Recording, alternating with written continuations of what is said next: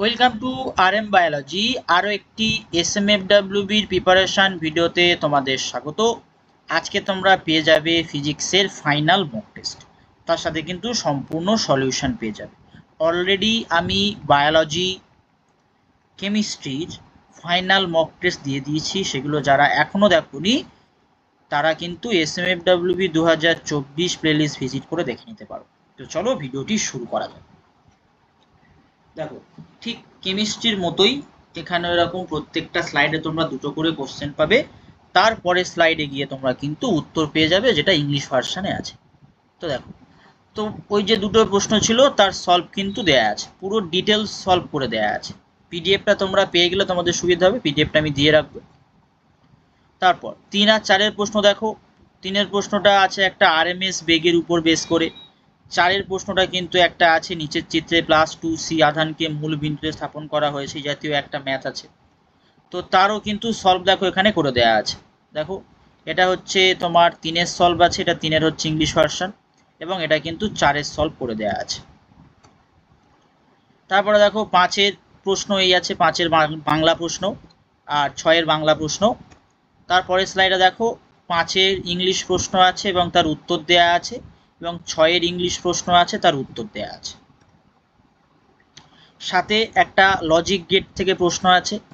তার পরবর্তী স্লাইডে দেখো, তোমরা উত্তরটা দেখে নাও, এরকম কিন্তু তোমরা প্রত্যেকটা কিন্তু একদম প্রপার সলভ পেয়ে যাবে। 8 নম্বর প্রশ্ন। 8 নম্বর প্রশ্ন কি বলা হচ্ছে, একটি দণ্ড চুম্বকে চৌম্বক ভ্রামক দেয়া আছে, ওই চুম্বকে ওই চুম্বকে 0.30 বা 0.30 বলতে পারো, এটা চৌম্বক ক্ষেত্রে ঝুলিয়ে রাখা হলো। চুম্বকের সাম্যস্থান 30 ডিগ্রি, সাম্যস্থান থেকে 30 ডিগ্রি ঘোরাতে যে টর্ক বা যেটাকে দ্বন্দ্ব বলা হয় প্রয়োজন তা হলো। এবার সেটা দেখো ইংলিশ ভার্সনে লেখা আছে এবং তার কিন্তু সম্পূর্ণ সলভ করে দেয়া আছে।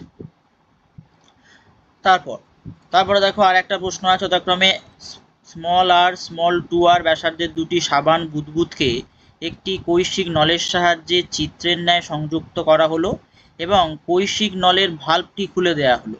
এর ফলে কি হলো, বুদবুদগুলির ব্যাসার্ধ অপরিবর্তিত থাকবে, বুদবুদগুলির ব্যাসার্ধ সমান হয়ে যাবে। তো এই 4টে অপশন আছে, তো তারও কিন্তু প্রপার সলভ কিন্তু দেখো এই জায়গাটায় করে দেওয়া আছে। 9 নম্বর যে প্রশ্নটা তার কিন্তু একদম ডিটেলস সলভ এই পার্টিকুলার দেখো এই যে করে দেয়া আছে, ডিটেলস সলভ করে দেয়া আছে। তারপর 10 ও 11 নম্বর প্রশ্ন তোমরা দেখতে পাচ্ছ, 10 নম্বর 11 নম্বর প্রশ্ন। এরপরে আমরা 10 নম্বর ও 11 নম্বর প্রশ্নের কিন্তু উত্তর দেখলাম। দেখো 10 ও 11-এর উত্তর দেয়া আছে। তারপর 12 13 নম্বর প্রশ্ন। 12 নম্বর প্রশ্ন বলা হচ্ছে প্রিজম থেকে একটা প্রবলেম আছে, আর 13 নম্বর প্রশ্নে আছে দেখো হাইড্রোজেন পরমাণুর আয়রন শক্তি দেয়া আছে। তো হাইড্রোজেনের n=2 কক্ষপথ ইলেকট্রনের স্থিতিশক্তি কি বের করতে হবে। এই টাইপের ম্যাথ আমি তোমাদের কেমিস্ট্রিতেও কিন্তু করিয়েছি, তোমরা নিজেরাও করতে পারো। উত্তর দেখার আগে দেখো এই 12 কোশ্চেনের উত্তর এটা, বা 12 বাংলা কোশ্চেনের পর ইংলিশ কোশ্চেন এগুলো, এবং তার সঙ্গে কিন্তু উত্তরও কিন্তু দেয়া রয়েছে। ঠিক আছে, দেখো এই সূত্রটা মনে রাখলেই হবে। এই সূত্রটা যদি তুমি মনে রাখো, যে কোনো অঙ্ক তুমি করতে পারবে, এই টাইপের যে কোনো অঙ্ক। তারপরে দেখো অনুভূমিক নলের ভিতর দিয়ে জলের ধারারেখ প্রবাহ হচ্ছে। নলের কোনো বিন্দুতে চাপ পি এবং প্রবাহবেগ ভি, অন্য বিন্দুতে চাপ p/2 হলে সেখানে জলের প্রবাহবেগ কী হবে, জলের ঘনত্ব দেয়া আছে। তারপরে একটা বর্তনী দেয়া আছে, 4 ওহম রোধের মধ্য দিয়ে তড়িৎ প্রবাহ মাত্রা নির্ণয় করতে হবে। তো আমরা 14 আর 15 নম্বরের উত্তর দেখে নিই। দেখো এটা ইংলিশ ভার্সনে কোশ্চেন দেয়া আছে, তোমরা যারা ইংলিশ ভার্সনে কোশ্চেন চাও এখান থেকে দেখে নিতে পারো, যারা বাংলা চাও তারা আগের স্লাইডটা থেকে দেখে নিতে পারো, এবং উত্তর কিন্তু এখানে দেয়া আছে। দেখো উত্তর এইটা উত্তর 14, এটা কিন্তু উত্তর 15। তারপরে 16-17 যে প্রশ্ন তোমরা দেখতে পাচ্ছ, 16-17 প্রশ্ন। 16-17 উত্তর যদি আমরা দেখে, দেখো 16-17 উত্তর এখানে দেয়া আছে, এই 16-17 উত্তর দেয়া আছে। তারপরে দেখো 18-19 প্রশ্ন আছে, একই পদার্থের তৈরি দুটি গোলকের ব্যাসার্ধ যথাক্রমে R এবং 3R, তাদের যদি সিগমা ঘনত্বের একটি তরলের মধ্য দিয়ে নিচের দিকে পড়তে দেয়া হয়, তাদের প্রান্তীয় গতিবেগের অনুপাত কি হবে। আর তারপরে 19 প্রশ্ন আছে, XY তলে দুটি সুসংবদ্ধ আলোকের উৎসবিন্দু S1 S2 যথাক্রমে 00 আর 03 ল্যামডা বিন্দুতে অবস্থিত। বিন্দু দুটি থেকে নির্গত আলোকের তরঙ্গদৈর্ঘ্য ল্যামডা। নিম্নলিখিত কোন বিন্দুতে, যাদের এই যে স্থানাঙ্ক দুটো দেয়া আছে, কোন বিন্দুতে আলোকের ব্যতিচারের তীব্রতা সর্বোচ্চ হবে। এই টাইপের ম্যাথ দেওয়া আছে। তো এখানে দেখো প্রথমটার উত্তর করে দেওয়া আছে 18-এর উত্তর, তার একটা ফর্মুলা আছে V proportional to R square. যদি V proportional to R square হয় V R by three, V three R এর প্রপোর্শনাল কি হবে বা উত্তর কি হবে, 1:9 হয়ে যাবে, অপশন সি। তো এখানে দেওয়া আছে দেখো একটা গ্রাফ করে দেওয়া হয়েছে, সেই গ্রাফের মধ্যে তোমার যে স্থানাঙ্কগুলো দেওয়া আছে স্থানাঙ্কগুলো প্লট করা হয়েছে। তো সেখান থেকে তোমরা ক্যালকুলেশন করে নিতে পারো, এখানে ক্যালকুলেশন দেওয়াও রয়েছে। তারপর দেখো আলফা কণা বলা আছে, এর ভর দেয়া আছে, প্রোটনের ভর দেয়া আছে, নিউট্রনের ভর দেয়া আছে। প্রদত্ত তথ্য থেকে আলফা কণার বন্ধন শক্তি গণনা করা হলে তার নিচের যে মানে সর্বাপেক্ষা নিকটবর্তী হবে, এটা একটা আছে।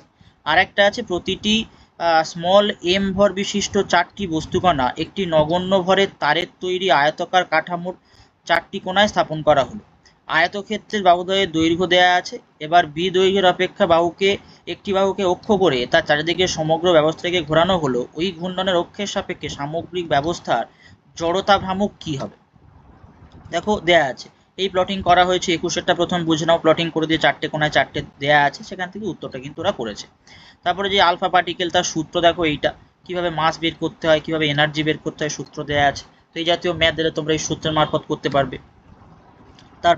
তারপরে আর একটা দেখো বর্তনী দিয়ে দেয়া আছে, বৈদ্যুতিক বর্তনী বা বৈদ্যুতিক নেটওয়ার্ক বলা হচ্ছে।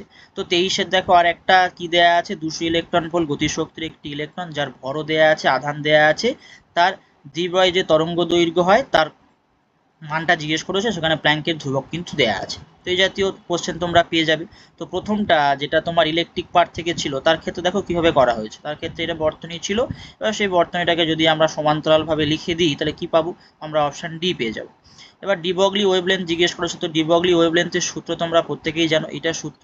তো সূত্রের মধ্যে তুমি যদি সমকটা মান বসিয়ে দাও, তখন প্লাঙ্ক কনস্ট্যান্ট মানে তার মানও দেয়া আছে, এম এর মানও দেয়া আছে, কে এর মানও দেয়া আছে, তো সেখান থেকে তুমি নিঃসন্দেহে এটা পার করতে পারবে। এরকম টাইপের ম্যাথ এরকম ভাবেই করতে হয়। 24-এর প্রশ্ন, তো আজকের ভিডিও সেকেন্ড লাস্ট প্রশ্ন। একটি উত্তল লেন্সের থেকে 16 সেমি দূরত্বে একটি বস্তুকে রাখলে তার এম গুণ বিবর্ধিত প্রতিবিম্ব তৈরি হয়। বস্তুটিকে লেন্সের দিকে 8 সেমি সরালে আবার ওই এম বিবর্ধন বিশিষ্ট প্রতিবিম্ব পাওয়া যায়। লেন্সটির ফোকাস দূরত্বের সাংখ্যমান মানে নিউমেরিক্যাল ভ্যালু জিজ্ঞেস করেছে। তো দেখো এইটা একটা সূত্র, বিবর্ধনের সূত্র হচ্ছে এটা। এবার বলেছে কি, as magnification can be same for two different values of u only if they are not opposite sign, opposite sign না হলেই হবে। তো এখান থেকে 12 সেমি বার করে নেওয়া যেতেই পারে, এখান থেকে যে ভ্যালুগুলো দেওয়া আছে। লাস্ট প্রশ্ন, টি অর্ধায়ু বিশিষ্ট একটি তেজস্ক্রিয় পদার্থের সময় t0 সময়ে পরমাণুর সংখ্যা n0, পদার্থটির পরমাণুর সংখ্যা n0/2 থেকে n0/10 কমতে কত সময় লাগবে সেটা বের করতে হবে। দেখো সেটা কিন্তু পুরোপুরি এখানে ক্যালকুলেশন করে কিন্তু সলভ করে দেওয়া আছে। তো আজকের ভিডিওটি এই পর্যন্ত। যারা তোমরা পরীক্ষা দেবে প্রত্যেককে জানাই অল দি বেস্ট। আমি সমস্তভাবে তোমাদের পাশে থাকার চেষ্টা করেছি। কালকে তোমাদের জন্য একটা ভিডিও আনার চেষ্টা করব, যেখানে তোমরা কিছু টিপস অ্যান্ড ট্রিক্স পেয়ে যাবে, কি করে তোমাদের পরীক্ষায় মাথা ঠান্ডা রাখবে বা কিভাবে তোমরা ভালো স্কোর করতে পারো। তো সেই ভিডিওটা যারা দেখতে চাও অবশ্যই চ্যানেলটি সাবস্ক্রাইব করে নিও এবং বেল বাটনটি বাজিয়ে দিও, আজকে যারা নতুন ভিডিও দেখছো। তো